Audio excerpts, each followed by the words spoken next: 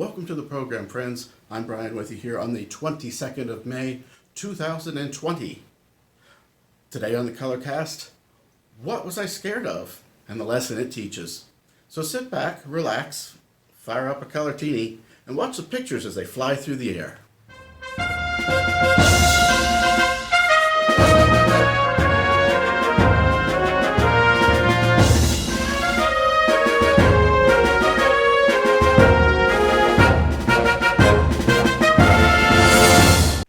What was I scared of?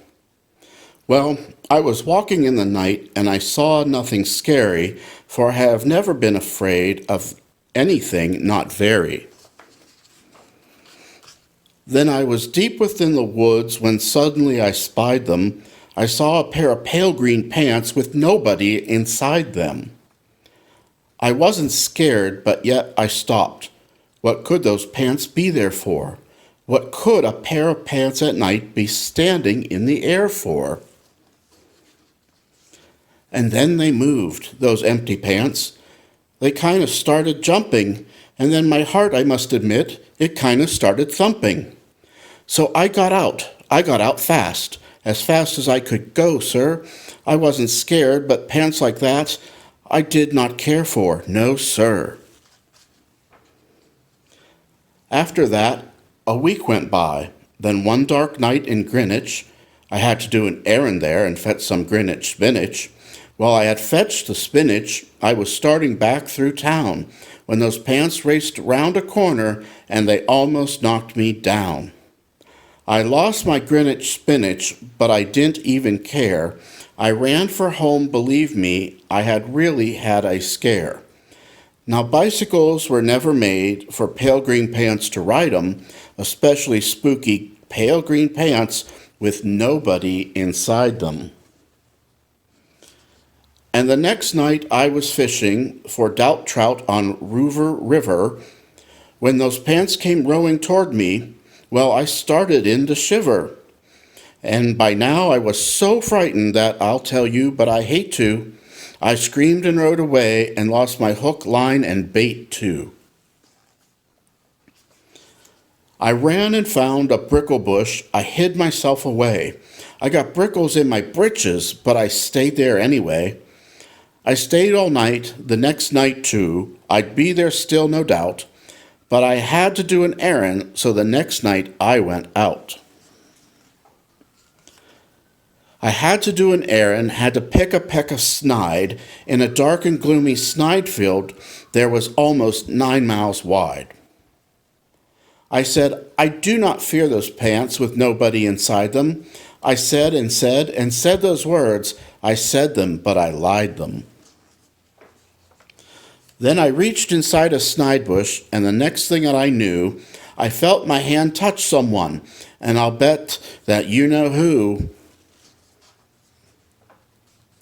And there I was, caught in the snide, and in that dreadful place, those spooky empty pants and I were standing face to face.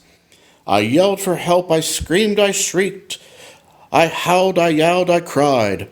Oh, save me from these pale green pants with nobody inside. But then a strange thing happened. Why, those pants began to cry. Those pants began to tremble. They were just as scared as I.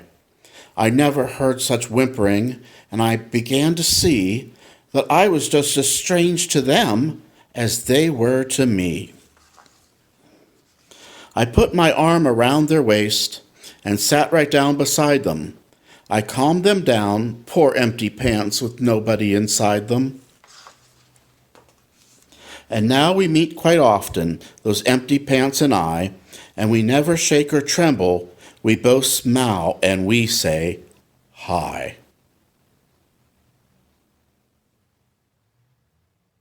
What Was I Scared Of is a lesser-known Dr. Seuss tale. In fact, it is a secondary short story in the back of the Stitches book. The B-side of the record, if you will. However, it holds an important lesson for us.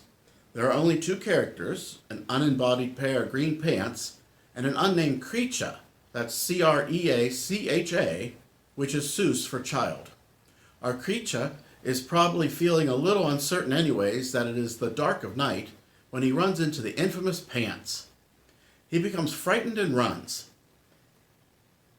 He encounters the pants a few more times, and at one point he tries to tell himself he is not afraid, but to no avail. Kreacha no longer wants to do things he loved because of his fear. One night, upon another encounter, the pants becomes sad and cries. Because unbeknownst to our little friend, the pants just wanted to play and be friends. He didn't know he was scary. Well, it's not until the display of this emotion that Kreacha can relate to the pants, and they become not so scary after all. Human emotions can be uncomfortable, especially fear. From childhood fears of the dark and the boogeyman to adulthood fears of rejection, of being alone, fears for health and financial stability. We can let fear overrun our lives. We do this to the point we no longer do things we like to do, or worse yet, letting us stop us from reaching our full potential. We see there is more to our lives, but we let fear apply our brakes. Turning to theology, the opposite of fear is faith. We once more hear from our Seuss expert, James Kemp, author and minister. Faith does not automatically remove fears. It provides us with the discipline, confidence, and courage to move forward in spite of our fears.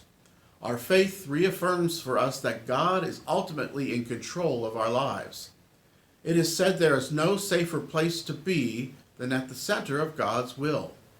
Thus, if we are confident that we are pursuing the will of God, we can also believe that our fears, though real, ought not to paralyze us, ought not to keep us from doing what is right. Now, if we look at Matthew 26 and the Garden of Gethsemane, Jesus has realized his ultimate mission on earth. Could you imagine anyone more afraid? But he did not let this great fear stop him. He did not run away. He faced his fears head on. This is what our story today helps us to understand. Running away only delays the fear encounter. The only way to overcome our fears is to face them head on. So what is keeping you from being all you would like to be? Identify the fear stopping you. Talk to others who've had the same situation. Then move forward in faith. Most likely, you'll find that fear is often more imagined than real. Amen. We'll see you next time on the Colorcast. Have a great weekend.